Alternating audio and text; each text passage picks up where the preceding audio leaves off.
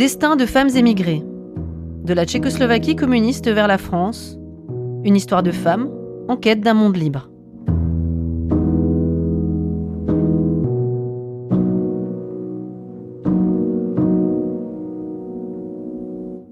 Mon prénom est Yegina, mon nom est Rodolphe, c'est mon nom de femme mariée, et mon nom de jeune fille est Šámalová. Je suis née dans la ville de la Bohême du Sud, de České Budějovice, où j'ai vécu jusqu'à mon départ en France à 19 ans et demi.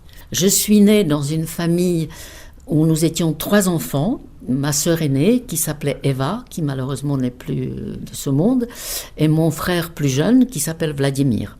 Je suis née en 1946, donc c'était juste après la fin de la guerre, et j'ai entendu souvent dire mes parents que c'était la plus belle année de leur vie, car la guerre venait d'être terminée. Il paraît que c'est la seule année où, à České Budějovice, les lilas avaient fleuri déjà le jour de ma naissance, qui était le 2 mai. Maintenant, c'est habituel parce qu'avec le changement climatique, les lilas fleurissent de plus en plus tôt. Mon papa était pharmacien, maman était laborantine, mais ne travaillait pas. Et j'avais une seule grand-mère qui avait une vie très difficile et qui avait, avec son mari, créé une petite entreprise pour le réchappement des pneus. Et à l'époque, les voitures commençaient quand même à être de plus en plus fréquentes. Et du coup, ma grand-mère avait une assez bonne situation, mais continuait à travailler dans sa petite entreprise avec les ouvriers. Et à l'époque, comme la situation financière était plutôt bonne dans ma famille, nous avions une bonne qui habitait avec nous et que moi j'adorais. J'ai des très bons souvenirs de ma petite enfance, mais après est arrivée l'année 53. Après 48, le changement de régime en Tchécoslovaquie. En 53 est arrivée la réforme monétaire et la nationalisation des entreprises aussi petites, parce qu'au départ ça a commencé avec les grosses. Du coup, ma grand-mère, on lui a pris son entreprise, on lui a dit qu'elle était ennemie du peuple. Du coup, notre bonne que j'adorais est partie, j'ai beaucoup pleuré, je me souviens. Et maman était obligée d'aller travailler. Plus de bonne à la maison, maman qui va travailler. Donc j'étais en charge de mon frère plus jeune pour l'amener à l'école, le ramener de l'école. Je me souviens très bien, plusieurs journées où mes parents se sont dit, maintenant c'est comme ça, on va gagner très peu, on n'a plus grand-chose. Et ils se sont partagés les tâches domestiques. J'aimais bien travailler à l'école, j'avais des bonnes notes, j'étais plutôt sage. Je lisais beaucoup, je me rappelle, mes cadeaux de Noël, c'était toujours plein de livres, surtout des Jules Verne, des Trois Mousquetaires. Enfin, j'ai lu toute cette littérature du pays qui était après mon pays d'adoption. Après, je suis allée au lycée et là, ça se compliquait un petit peu parce que il fallait rentrer dans l'organisation des pionniers. J'épousais pas cette philosophie-là. Mes parents ne nous parlaient pas beaucoup de politique à la maison. Le peu qu'ils nous ont parlé, c'était on vit dans un pays qu'on aime. Le régime, on n'est pas d'accord avec, mais il faut s'accommoder parce qu'il faut bien vivre. On vivait pas très loin d'Autriche. Ma ville natale, České Budějovice, se trouve, je crois, à 40 km de la frontière autrichienne. Mes parents parlaient allemand couramment tous les deux. Et du coup, on n'écoutait pratiquement jamais radio tchécoslovaque ou Prague, sauf pour la musique ou pour des émissions culturelles. Mais sinon, les infos, mes parents écoutaient toujours Radio Vienne. Mais c'était toujours, surtout, fermez les fenêtres et surtout, ne dites pas à l'école ce que vous avez entendu à la maison. Et après, mon lycée, j'ai passé mon bac. Et puis, après, quoi faire ? Alors, dans le régime qui était en Tchécoslovaquie à l'époque, l'entrée à l'université se faisait avec un examen d'entrée. On ne pouvait pas s'inscrire comme on le fait, par exemple, en France. Et moi, je m'étais mise en tête, parce que mes parents aimaient beaucoup la peinture, la musique. Et je m'étais mise en tête que je voudrais étudier l'histoire de l'art. Ce qui à l'époque communiste n'était quand même pas quelque chose de très productif. En plus, c'est quelque chose qui échappait un peu à toute idéologie. Et je me souviens qu'à l'époque où j'ai eu mon bac, on prenait une année scolaire, représentait 5 élèves, 5 étudiants. Donc j'étais sûre que je ne serais pas prise. Et pour cette raison, et parce que aussi ça me plaisait, je me suis trouvé on dirait aujourd'hui un petit job d'été, d'être guide dans un musée qui se trouve pas loin de ma ville natale, sur le site d'un magnifique château qui ressemble à un gros gâteau en crème chantilly, qui s'appelle Hluboká nad Vltavou, où il y avait une sorte de musée, où il y avait surtout des sculptures et d'art gothique médiéval. Donc je faisais guide parce que, j'ai oublié de dire, qu'à l'école j'apprenais l'anglais. Donc je parlais plutôt bien anglais. Du coup ils m'ont prise et ça me plaisait beaucoup ce travail-là. Un jour arrive dans ce musée de Luboka un Français avec un copain. Et ils exigeaient, hein, ils demandaient, mais avec beaucoup d'insistance, un guide en français. Et il n'y avait évidemment pas de guide en français. Alors on leur a dit, écoutez, si vous voulez, on a quelqu'un qui peut vous guider en anglais. Et donc me voilà arrivé comme le guide en anglais. Alors je vois ces deux messieurs, dont l'un est devenu mon mari plus tard. Et j'étais très, pas fière, mais quand même, j'ai tout de suite compris que je parlais beaucoup mieux anglais que les deux messieurs, donc j'étais très, très à l'aise. Ça me paraît aujourd'hui absolument impossible, ce que j'ai pu faire à mes parents. J'ai dit à ces deux messieurs, écoutez, ma maman parle français, et elle n'a jamais l'occasion de parler français, donc je vous invite à la maison. Et j'ai amené à mes parents, le soir, 2 Français à la maison, alors qu'ils s'y attendaient pas du tout. En plus, je crois que c'était le jour de lessive ou quelque chose comme ça. C'était pas du tout prévu, mais ils ont parlé en français, on s'est échangé nos adresses, et ce monsieur est revenu me voir après. Je répète, on est quand même inconscient hein, quand on a 18-19 ans. J'ai vu mon futur mari pendant 1 année après, 3 fois. Il est venu me voir en Tchécoslovaquie 3 fois. Et j'étais toute contente, et nous parlions anglais. C'est pareil, ça paraît comique aujourd'hui, mais quand il y a 2 personnes qui se rencontrent, surtout qui veulent former un couple, et qui parlent une langue qui n'est pas la leur, et surtout qui ne la possèdent quand même pas à 100%, on ne sait pas toujours exactement qui est l'autre. Et on le découvre plus tard, avec certaines surprises, ce qui m'est arrivé. Mais bon, à l'époque, ça marchait. Et aussi, pour la petite histoire, mon mari avait dit à mes parents qu'il aimerait bien m'épouser, mais qu'il ne sait pas si je me plairais en France. Donc, il leur a proposé de m'inviter à passer des vacances en France. Et si ça me plaît, il m'épouse et je reste.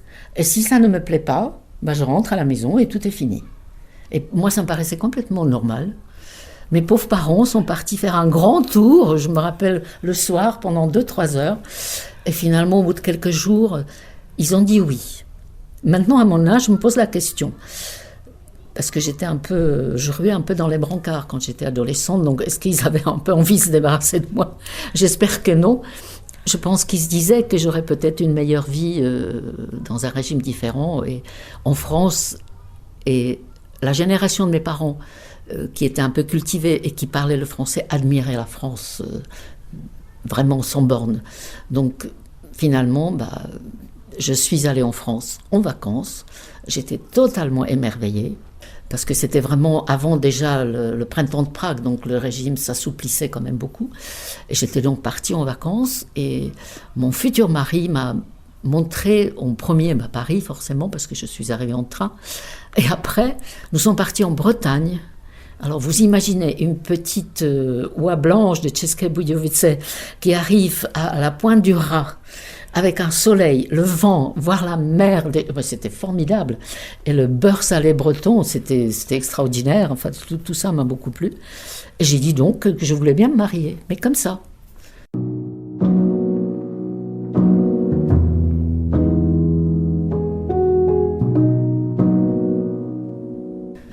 Donc je me suis mariée un 2 octobre à la mairie de Malakoff, une mairie qui était communiste à l'époque, qui est toujours, je crois d'ailleurs, Malakoff doit toujours être communiste. Et le lendemain, mon visa expirait. Et j'ai obéi mon papa, qui m'avait dit avant le mariage, et je lui en suis infiniment reconnaissante, même si ça fait longtemps qu'il n'est plus de ce monde. À l'époque, il m'avait dit, si tu veux te marier, et tu ne veux pas entendre raison, fais-le, mais débrouille-toi pour que tu puisses revenir dans ton pays. Et du coup, j'ai fait, le lendemain de mon mariage, je suis repartie, parce que mon visa avait expiré. J'ai déposé la demande d'expatriement légal, que j'ai attendu 6 ou 7 mois, grâce à l'intervention des amis français qui connaissaient un député qui était bien placé. Enfin, il y a eu un petit coup de piston quelque part, aujourd'hui je ne me souviens plus très bien quoi. Au bout de 9 mois, j'ai eu cette autorisation de m'expatrier et je suis partie avec mes 2 valises, sans me rendre compte que j'ai quitté mon pays natal et que j'étais toute pleine d'idées de cette aventure, arriver à Paris, de vivre avec mon futur mari, enfin c'était formidable. Je suis partie par avion de Prague et l'avion portait le nom de České Budějovice. C'était quand même peut-être un signe. Et du coup, je suis arrivée à Paris un jour et j'attendais déjà notre enfant. Il est né 1 an après notre mariage. Je n'étais pas très à l'aise parce que quand on est toute jeune fille, je ne parlais pas un mot de français. Pas un. À l'époque, les Français, ceux qui parlaient anglais, on pouvait les compter sur les doigts d'une main. Donc, je me promenais dans des rues et c'est vrai que c'est très difficile. D'abord parce que dans ma famille, je me sentais très bien. Et České Budějovice est une ville quand même de province où, puisque papa... comme il était pharmacien, il travaillait, mais c'était la pharmacie centrale, ça veut dire la pharmacie qui était ouverte jour et nuit. Pratiquement toute la ville connaissait mon père, parce que forcément, tout le monde passe par la pharmacie, et tout le monde l'aimait beaucoup, parce qu'il était très, très humain, et il avait beaucoup d'empathie.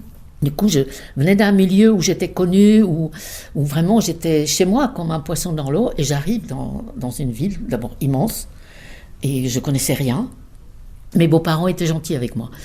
Mon mari est fils unique, donc avec ma belle-mère, ça a coincé un petit peu parce que son demi-dieu venait de se marier, mais elle était vraiment gentille avec moi, mon beau-père aussi. Mais au début, j'ai appris le français toute seule. Je ne suis jamais allée suivre des cours. Donc je lisais dans la rue des inscriptions, comme des enfants. Boulangerie, boucherie, j'avais mon petit dictionnaire et c'est comme ça que j'apprenais. Pareil, pour la petite histoire, un jour j'ai lu un panneau où il était marqué « Bail à céder, pas de porte ». Et c'était un magasin. Alors j'arrive à la maison, je cherche le mot « bail », je cherche le mot « céder », donc j'ai compris. Et comme c'était un magasin, il était marqué « pas de porte ». Je me suis dit « mais comment peut-on vendre un magasin s'il n'a pas de porte ?» En fait, c'est un terme juridique qui veut dire qu'avec la vente des murs, existe aussi le passage de la rue dans le magasin. Mais j'avais plein d'histoires comme ça parce que j'apprenais vraiment petit à petit. Quand mon fils est né à la maternité, ce qu'on appelle la salle de travail, je ne comprenais pas encore le français et c'est pas évident. Hein. À l'époque, il n'y avait pas les péridurales, les choses. Donc, j'ai pas des très bons souvenirs de la naissance de mon premier enfant. Hein. Mais bon, petit à petit, j'habitais un appartement que j'aimais pas du tout, qui se trouvait à Neuilly, certes, dans un beau quartier, mais qui était dans une cour, avec des toilettes turques dans la cour. Alors, quand on est tchèque, on ne sait pas du tout que ça existe, des toilettes turques. Ça me paraissait très bizarre, tout ça. Mais je dois dire que mon mari, sans doute, avait quand même un peu compris que ça serait dur. Et comme j'aimais beaucoup jouer du piano, il m'avait acheté un piano. L'histoire que j'ai vécue, qui était assez difficile, c'est mon mari, quand nous nous sommes connus, mon mari est ingénieur, et il travaillait au centre d'essai en vol à Bretigny-sur-Orge, comme civil, bien que ça soit une institution militaire, et il assistait les pilotes d'essai de l'armée française dans leur vol d'essai pour noter les mesures, etc. Et déjà, quand nous nous sommes mariés, on l'avait prévenu que pour quelqu'un qui a ce métier, épouser quelqu'un qui vient du bloc de l'Est, que ce n'était pas vraiment idéal. Et après, il ne se passait rien. Mais au moment où notre fils est né, et sachant que grâce à mon père, je pouvais retourner voir mes parents et retourner au pays, il a été convoqué et on lui a dit, écoutez, on n'a rien contre vous personnellement, mais étant donné que c'était encore la guerre froide, hein, que votre femme peut retourner au-delà derrière le rideau de fer avec votre enfant, il se pourrait que là-bas, on lui dise, on ne vous laisse pas partir tant que vous ne nous dites pas certaines choses du métier ou du travail de votre mari. Et donc mon mari était licencié.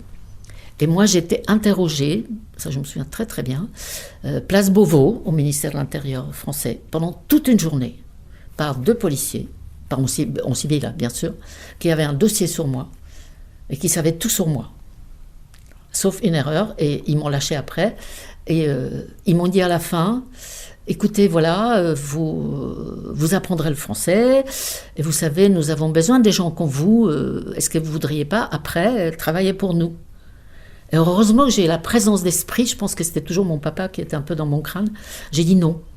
Ils ont dit, bon, très bien, pas de problème, mais surtout ne travaillez pas non plus pour le côté tchèque. J'ai dit non, pas de problème. Et je suis sortie, mon mari était licencié, et à partir de ce moment-là, c'était fini. Mais à 20 ans, c'est un peu raide. Hein. Et on parlait anglais. Après tout ça, c'est arrangé. Et mon petit garçon qui s'appelle Pierre. Après, j'ai eu une petite fille qui s'appelle Élise, ma fille, et qui malheureusement a été déjà gravement malade à la naissance. Vous imaginez, vous avez 22 ans et quelques, et votre bébé, on l'amène en ambulance escorté de motard. Hein. C'était quand même assez difficile. Et donc, j'ai vécu dans ma jeunesse quand même des choses quand même très très lourdes. Hein. Et puis bon, j'ai survécu quand même à tout ça, c'était pas vraiment très simple. Et quand les enfants commençaient à aller à l'école, j'ai commencé à faire des devoirs avec eux. Et du coup, c'est comme ça que j'ai appris le français aussi à écrire, sans faute, enfin j'espère. Et c'est comme ça que j'ai vraiment appris la langue. Et j'ai toujours beaucoup aimé la langue française, et la langue tchèque aussi d'ailleurs. Donc j'étais à la maison, je ne travaillais pas, et j'étais très contente, je m'occupais de mes enfants, ils faisaient du piano, etc. Je leur faisais des gâteaux.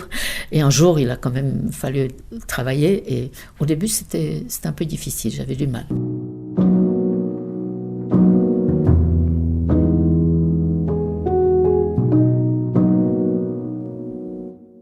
Je dois dire que c'est difficile de venir dans un pays, et surtout à l'époque, personne ne savait ce qu'était la Tchécoslovaquie en fait, où elle se trouvait. Maintenant, c'est peut-être pas encore quelquefois évident, mais quand même. Alors, à chaque fois, on me disait « Ah oui, c'est Tito, votre président. Ah, c'est bien. » Alors, je disais « Non, pas complètement ça. » Et on a d'autres coutumes, on a un autre humour. Hein, on se comprend mieux avec des choses, mais je me dis que peut-être quelque part, le fait que je n'étais pas allée au cours ou quelque chose, j'ai appris le français vraiment comme un enfant. Je l'ai approprié, si vous voulez, je le sens vraiment. Et c'est peut-être une bonne chose pour mon français. Et il y a aussi une chose qui est pour les émotions. Je suis très très attachée à mon pays natal, presque trop je dirais, peut-être aussi parce que c'est la Bohême du Sud qui est quand même une très jolie région. Et du coup il m'a fallu très longtemps pour devenir un peu objectif, et encore est-ce qu'on est vraiment quelquefois objectif, entre les deux pays. Parce qu'il suffisait que quelqu'un dise quelque chose sur la Tchécoslovaquie et je montais sur mes ergots jusqu'à un moment où je suis peut-être moitié-moitié. Avant, j'étais vraiment... Je me sentais tellement tchèque et j'étais vraiment malheureuse d'être... je me suis arrachée toute seule, hein, je ne peux pas dire que j'étais arrachée, mais de vivre ici, que pendant les premières années de mon séjour en France, je me souviens, je n'étais pas très gentille avec mes parents. Parce que je crois que si je continuais à être vraiment pleine d'affection, etc., j'aurais pleuré et je serais restée. C'était le prix de m'émanciper ou de devenir adulte. Il faut l'avoir de deux points de vue quant à ma vie en France. En 68, au mois de mai, en France, il y avait déjà le mai 68, qui était la révolte des étudiantes, suivie après les grandes grèves, etc. Et c'était juste le moment où, juste avant que cette révolte prenne vie, mon mari et moi avions décidé que nous allions confier pour un mois notre fils, qui avait 1 an et bientôt 2 ans, à ma maman pour qu'elle l'amène en Tchécoslovaquie, que mes parents profitent un petit peu aussi de leur petit-fils. Et du coup, maman est partie. Là-dessus est arrivé mai 68, des grandes grèves. Donc déjà, je me promenais à travers Paris sans le petit enfant, où il y avait des amoncellements de détritus avec des rats qui se baladaient au milieu. On ne pouvait pas aller boulevard Saint-Michel, pas trop, parce qu'on savait qu'il y avait quand même des frictions assez importantes, où on arrachait des pavés, etc. Et on ne pouvait absolument pas communiquer avec ma famille tchèque, puisque les postes étaient fermés, il y avait grève, etc. Donc on ne savait pas déjà quand on allait récupérer notre enfant. Donc, c'était déjà un tout petit peu... Ça commençait pas très bien. Et moi, c'était l'année où j'attendais mon deuxième enfant, qui était ma fille Élise. Et le 21 août 1968, mon mari et moi étions en vacances en Auvergne, où je découvrais les magnifiques églises romanes françaises, qui, pour une Tchèque, sont quelque chose d'absolument étonnant et grandiose. Et je me souviens très bien que nous avions une voiture qui était une Ami 6, une voiture Citroën assez bizarre, de forme assez bizarre. Et mon mari était dans l'église Saint-Nectaire, dans la petite ville de Saint-Nectaire, où il faisait des photos. Et moi, j'ai dit que j'étais un peu fatiguée. Je suis rentrée dans la voiture et j'ai mis la radio. Et là, mes vacances ont pris fin. Parce qu'à ce moment où j'ai mis la radio, c'était la panique complète, même à la radio, où on annonçait ce qui s'est passé à Prague, enfin en Tchécoslovaquie, dans la nuit du 20 au 21 août, où les armées du pacte de Varsovie ont débarqué. Et là, pour moi, c'était une horreur parce que le téléphone à l'époque, c'était très difficile. En plus, on ne pouvait pas avoir la communication parce que c'était difficile à établir à cause de ces événements. Donc j'ai vécu dans une grande crainte déjà pour ma famille. Je ne savais pas du tout ce qui se passait. Et nous sommes donc rentrés vite à Paris. Et moi, j'étais vraiment, vous imaginez, c'était vraiment l'angoisse. Et par contre, je dois dire que nos amis français étaient vraiment très bien, puisque je recevais à l'époque on avait déjà le téléphone, je recevais des coups de téléphone et j'ai reçu même des petits mots en disant on est avec vous, on pense à vous, c'est terrible ce qui se passe, etc.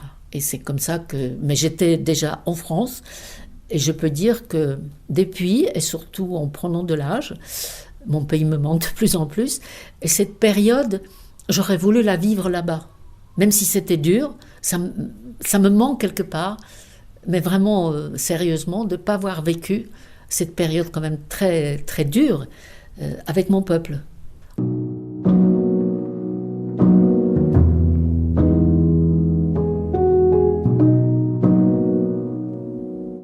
Mes parents venaient régulièrement en France. Alors, tout au début de mon séjour en France, comme je le disais au départ, j'étais ici avec une autorisation légale, donc mes parents pouvaient venir, mais on n'autorisait que maman, avec des grandes difficultés dans ma ville natale où il fallait qu'elle raconte plein de choses, et où on lui mettait toujours une sorte de pression psychologique en disant « Bon, camarade, dès que vous rentrez à la maison, vous venez à notre poste de police secrète pour nous raconter ce qui se passe. » Et du coup, maman, qui était de nature assez anxieuse, comme on dirait aujourd'hui, ça lui plombait complètement son séjour à Paris. Elle restait 15 jours, maximum un mois, mais elle pensait quand même un petit peu tous les jours, au fait, dès que j'arrive, dès que je reviens dans mon pays, dans ma ville, il faut que j'aille à la police raconter. Et ça l'a terrorisée quelque part. Et moi, j'allais en Tchécoslovaquie. Alors, j'essayais d'aller tous les ans, puisque ça me manquait beaucoup, mais c'était difficile aussi pour des raisons pécuniaires. On me, entre guillemets, cuisinait toujours un peu. Mais pourquoi vous ne voulez pas que vos enfants aient la nationalité tchécoslovaque ? Pourquoi est-ce que vous pourriez, par exemple, vérifier une adresse, etc. Donc, à chaque fois, je disais non, non, non. On me la donnait toujours, cette occasion d'y aller. Mais à l'époque, il y avait une obligation, c'est-à-dire à un étranger. Ça ne touchait pas moi parce que j'étais tchèque, mais ça touchait mes enfants et ça touchait mon mari, devait dépenser par jour de séjour en Tchécoslovaquie 100 francs. C'était obligatoire. On vous donnait le nombre de jours de visa qui correspondait à la somme que vous pouviez donner. Et à l'époque, ça représentait pas mal d'argent. Alors les enfants jusqu'à 15 ans payaient que 50 francs par jour, mais ça nous faisait quand même 200 francs par jour, et à l'époque 200 francs avait quand même une certaine valeur, et surtout l'échange, pour un franc de l'époque, on nous donnait 2 couronnes, ce qui était quand même un peu un vol d'État, et c'était effectivement assez cher. Après, j'ai eu une période où j'étais à la maison contente avec mes enfants, mais mon mari, après qu'il ait été licencié, il a travaillé dans le privé. Mais c'est un monsieur qui supporte pas trop des ordres. Donc finalement, il a passé des examens pour être enseignant. Et à ce moment-là, évidemment, il y avait moins de sous, parce qu'un enseignant, ça n'a pas beaucoup d'argent, donc il fallait que j'aille travailler. Et je ne savais strictement rien faire. Et du coup, je me suis inscrite à la Sorbonne, et j'ai fait des études de russe. Malgré tout, si on va à la fac, ça forme quand même, même si on n'y fait rien après avec le diplôme. Et mon premier travail était un travail chez un radiologue. J'étais sa secrétaire. Et sur les conseils d'une amie, je m'étais fait l'école et j'ai eu le diplôme, si on peut parler de diplôme, de conférencière et des guides des monuments nationaux, etc. Et ça me plaisait bien comme métier. Petit à petit, j'ai commencé à avoir des contacts avec d'autres Tchèques ou Slovaques vivant à Paris. Parce que jusqu'à la chute du mur, je voyais personne. J'étais uniquement dans un milieu français, uniquement. Et je me souviens qu'un jour, j'étais à l'ambassade, encore tchécoslovaque de l'époque, et un monsieur de l'ambassade m'avait dit, mais écoutez, vous, avec votre français, votre tchèque, vous devriez postuler au ministère des Affaires étrangères, section interprétation, parce qu'ils cherchent des gens. Je suis allée au ministère des Affaires étrangères, à la section d'interprétation, où m'a reçu un monsieur très haut fonctionnaire français, tout à fait comme il faut. Et 15 jours après, on m'a appelé pour une première mission d'interprétation. On accueillait les délégations. À l'époque, c'était quand même... aujourd'hui, on ne permettrait plus ça. On allait les chercher en voiture à l'aéroport. À la fois, on servait de chauffeur et d'interprète.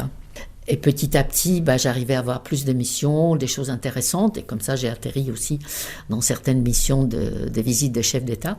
Et j'ai eu beaucoup de missions à l'époque où la République tchèque commençait à frapper à la porte de l'Union européenne. Ça me plaisait énormément, parce qu'on allait soit dans l'administration centrale, voir comment ça se passe, soit dans les mairies et des préfectures françaises, avec des gens venant des républiques tchèques. Alors c'était soit des maires, soit ça s'appelle Hetman, je crois, l'équivalent du préfet, pour qu'ils se familiarisent avec le système français, pour éventuellement s'inspirer un petit peu pour créer le nouveau système tchèque.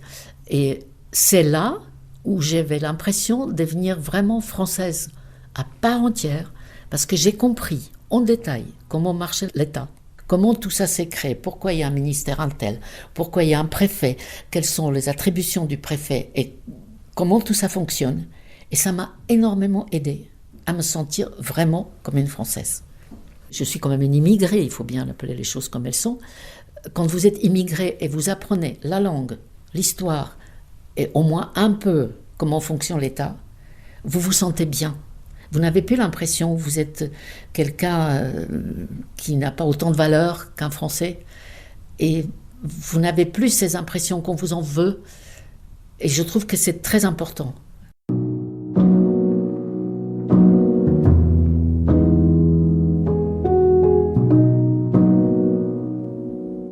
J'étais... Très peu de temps avant la chute du mur, j'étais à Prague. Parce qu'à la maison, il y avait une période difficile, comme tout le monde. On vit quelquefois des périodes difficiles dans son couple, dans sa famille. Et dans ce cas-là, à chaque fois, mon refuge, c'était « Allez hop, je vais à České Budějovice voir papa-maman ». Donc, je suis allée voir papa-maman et je suis partie juste... mon départ était prévu juste, vraiment, avant la chute du mur. Et là, je l'ai vécu à Paris, bien sûr, complètement collée à l'écran de télévision, et j'étais vraiment très heureuse. Et les gens aussi, les Français, à l'époque on communiquait déjà beaucoup plus, étaient très au courant, me parlaient beaucoup de ça, et c'était très émouvant pour moi. Je me souviens même, je pleurais quelquefois. Et de nouveau, je regrettais de ne pas être là-bas pendant ces périodes importantes. C'est pareil, ça me manque. Peut-être moins que 68, parce que c'est dramatique, hein, j'ai comme une sorte de sentiment de culpabilité de ne pas avoir vécu ça. Alors tout au début, je me sentais beaucoup plus tchèque. C'était même difficile parce que je savais qu'il fallait m'intégrer ici. Donc je l'ai fait, c'était pas évident. C'était pas évident pour mes parents parce que, comme je disais, j'avais presque rejeté mon côté tchèque inconsciemment, hein, mais c'était sûrement pour mieux me prendre racine en France. Pendant un certain temps, assez longtemps, je me sentais à moitié-moitié. Vraiment à moitié-moitié. Et en prenant de l'âge, hein, parce que quand même, ma date de naissance s'éloigne de plus en plus, je crois que je me sens plus tchèque maintenant. Et c'est un problème parce que retourner vivre en République tchèque, je crois que ça serait très difficile. D'abord, j'ai quand même un peu de famille ici. En plus, ça fait quand même 60 ans que je suis ici, moi, hein, donc ça fait quand même beaucoup. Et dans ma pensée, je suis plus formatée française maintenant que tchèque. D'avoir la double nationalité, pour moi, c'est à la fois une richesse, parce que vous avez une double culture quand même, ce qui vous ouvre quand même un peu, mais c'est, si j'appellerais ça d'un terme médical, c'est quand même une schizophrénie permanente, hein, sentimentalement parlant. Et à chaque fois, pour terminer, ou un petit côté souriant, à chaque fois, je quittais České Budějovice et mes parents. Je n'ai jamais pleuré devant mes parents. Ça, je me suis dit, ma vieille, tu voulais partir, tu es partie, donc tu assumes. Tes parents, ils n'y sont pour rien. Mais au coin de la rue, mais comme une madeleine, comme on dit, mais je pleurais, mais je pleurais, je pleurais. Et je pleurais jusqu'à la frontière, qui est pas très loin, hein, c'est 30 kilomètres. Et du coup, les douaniers nous connaissaient. Et quand ils me voyaient arriver, ils disaient, oh là là, s'il vous plaît, allez, partez. Ils ne regardaient même plus la voiture. Et mes enfants disaient souvent, maman pleure encore jusqu'à la frontière, ils vont être gentils avec nous. Mais je n'ai jamais pleuré devant mes parents.